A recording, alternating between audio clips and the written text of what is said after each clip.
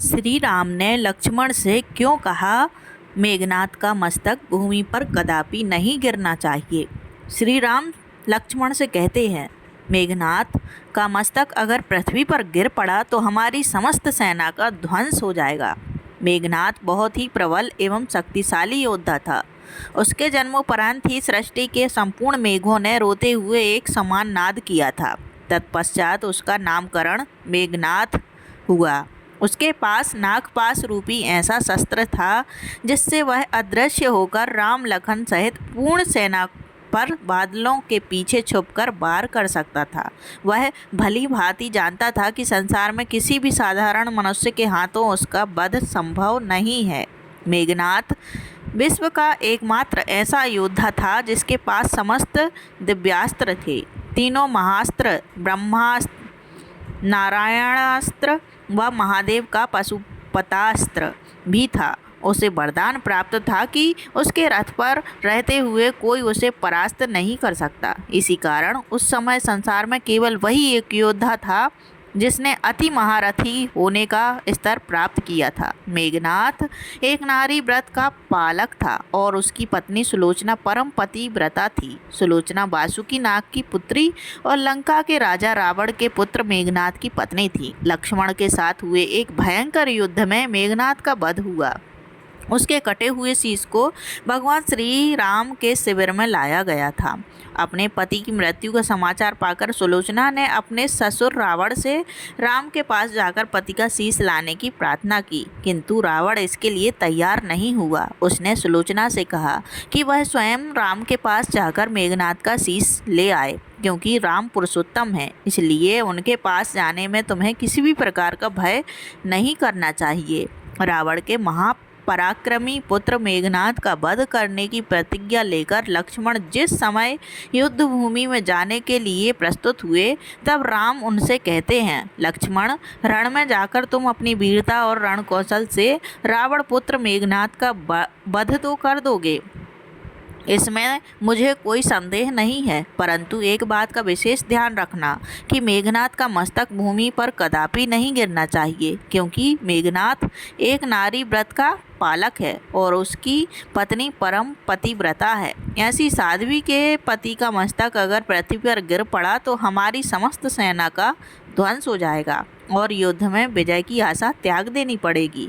लक्ष्मण अपनी सेना लेकर चल पड़े। समरभूमि में उन्होंने वैसा ही किया। युद्ध में अपने बाणों से उन्होंने मेघनाद का मस्तक उतार लिया, पर उसे पृथ्वी पर नहीं गिरने दिया। हनुमान उस मस्तक को रघुनंदन के पास लेकर आए।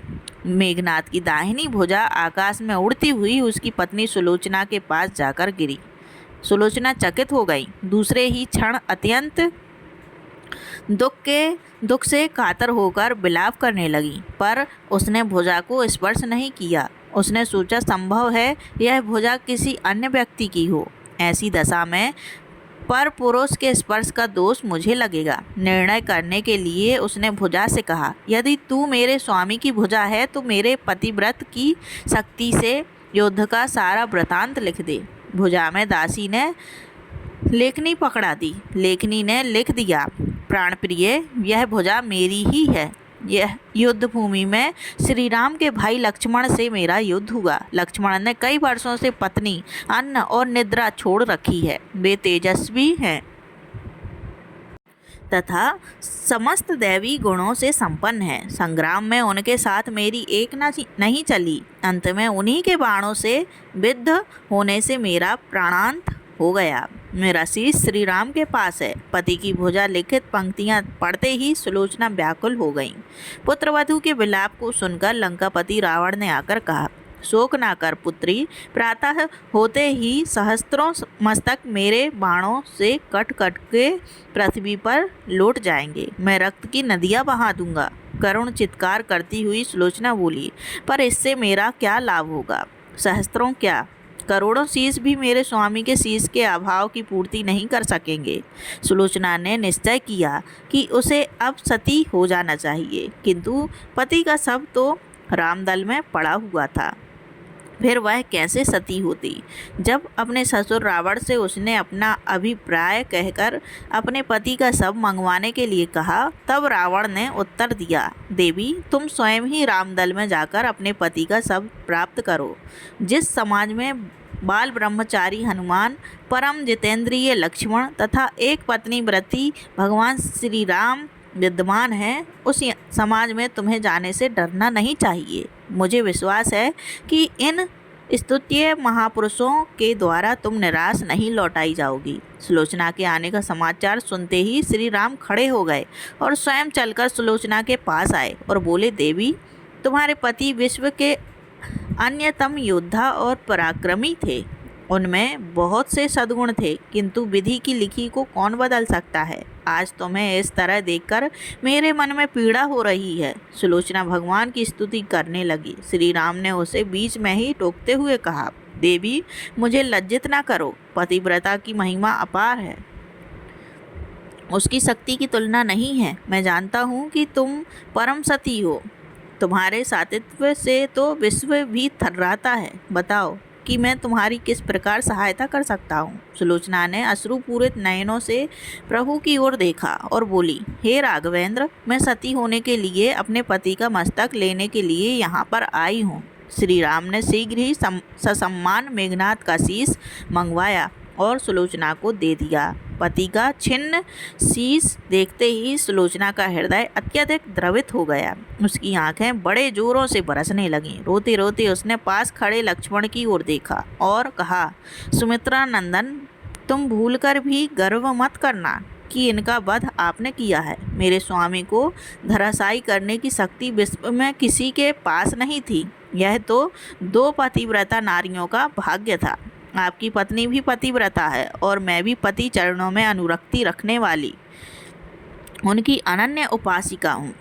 पर दुर्भाग्य से मेरे पति एक पतिव्रता नारी का अपहरण करने वाले पिता का अन्न खाते थे और उन्हीं के लिए युद्ध में उतरे थे। इसी से मेरे जीवन धन परलोक सिधारे। सभी योद्धा सुलोचना को राम शिविर में देखकर चकित थे। वे यह नहीं समझ पा रहे थे कि सुलोचना को यह कैसे पता चला कि उसके पति का शीश भगवान राम के पास है। जिज्ञासा शांत करने के लिए सुग्रीव ने पूछ ही लिया कि यह बात उन्हें कैसे ज्ञात हुई कि मेघनाद का शीश श्री राम के शिविर में है। सुलोचना ने स्पष्टता से बता दिया, मेरे पति की भुजा युद्ध भूमि से उड़ती हुई मेरे पास चली गई थी। उसी ने लिखकर मुझे बता दिया। व्यंग भरे शब्दों में सुग्रीव बोल उठे, निष्प्राण भुजा यदि लिख सकती है, फिर तो यह कटा हुआ सिर भी हंस सकता है।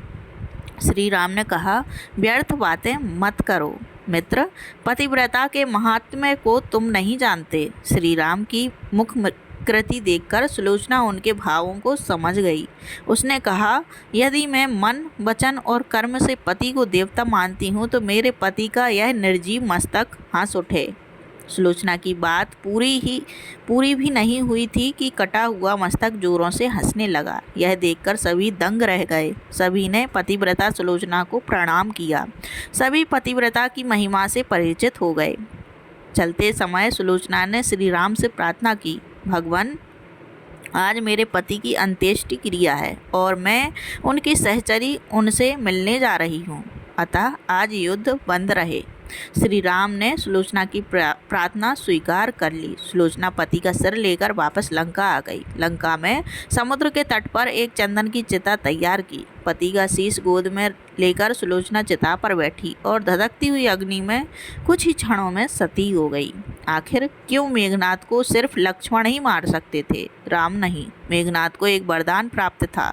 एक बार देवासुर संग्राम में रावण को इंद्र द्वारा बंदी बना लिया गया। तब मेघनाद ने अपने पिता की रक्षा हेतु इंद्र को ही बंदी बना लिया और उन्हें लंका ले आया। इसलिए मेघनाद को इंद्रजीत के नाम से भी जाना जाता है। जब इंद्र को मुक्त कराने के लिए ब्रह्मा जी उसके द्वार पर पधारे तो ब्रह्मा से उसने एक वरदान रूपी अपेक्षा पूर्ण करने को कहा और अपने प्राणों की रक्षा व अमर रहने हेतु उसने यह वरदान मांगा कि मुझे वही मार सकेगा जिसने 14 वर्षों तक ना तो भोजन ग्रहण किया हो और ना ही किसी स्त्री का मुख देखा हो और ना ही निद्रा का आहार ग्रहण किया हो, अर्थात 14 वर्षों तक सोया ना हो। उसके इस वरदान की मांग को पूर्ण कर ब्रह्मा जी ने इंद्रदेव को मेघनाद की कैद से मुक्ति प्रदान की। श्री राम बोले, मैं वनवास काल में 14 वर्षों तक नियमित रूप से लक्ष्मण के हिस्से का फल फूल देता रहा। उन्होंने कहा कि मैं सीता के साथ एक कुटी में रहता था। बगल की कुटी में लक्ष्मण रहते थे। फिर सीता का मुख भी ना देखा हो और 14 वर्षों तक सोए ना हो, ऐसा कैसे संभव है? अगस्त्य मुनि सारी बात समझकर मुस्कुराए। प्रभु से कुछ छिपा है भला? प्रभु श्री राम को तो सब कुछ पता था। दरअसल सभी लोग सिर्फ श्री राम का ही गुणगान करते थे, लेकिन भगवान राम चाहते थे कि लक्ष्मण के तप और वीरता की चर्चा भी अयोध्या के घर घर में हो। अगस्त्य मुनि ने श्री राम से कहा कि क्यों ना लक्ष्मण जी से यह पूछ लिया जाए। लक्ष्मण जी आए तो राम जी ने कहा कि आपसे जो पूछा जाए उसे सच सच कहिएगा। प्रभु ने कहा, हम तीनों 14 वर्षों तक साथ रहे, फिर तुमने सीता का मुख कैसे नहीं देखा? फल दिए गए, फिर भी अनाहारी कैसे रहे? और 14 वर्षों तक सोए नहीं, यह कैसे हुआ? तब लक्ष्मण जी ने बताया, भैया, जब हम भाभी को खोजते हुए श्रयमुख पर्वत पर गए तो सुग्रीव ने हमें उनके आभूषण दिखाकर पहचानने को कहा था। आपको स्मरण होगा, मैं उनके पैरों के आभूषण के अलावा कोई अन्य आभूषण नहीं पहचान पाया था, क्योंकि मैंने कभी भी उनके चरणों के ऊपर देखा ही नहीं। 14 वर्ष नहीं सोने के बारे में लक्ष्मण ने कहा कि आप और माता एक कुटिया में सोते थे। मैं रात भर बाहर धनुष पर बाण चढ़ाए पहरेदारी में खड़ा रहता था। निद्रा देवी ने मेरी आंखों पर पहरा करने की कोशिश की तो मैंने निद्रा को अपने बाणों से वेध दिया था।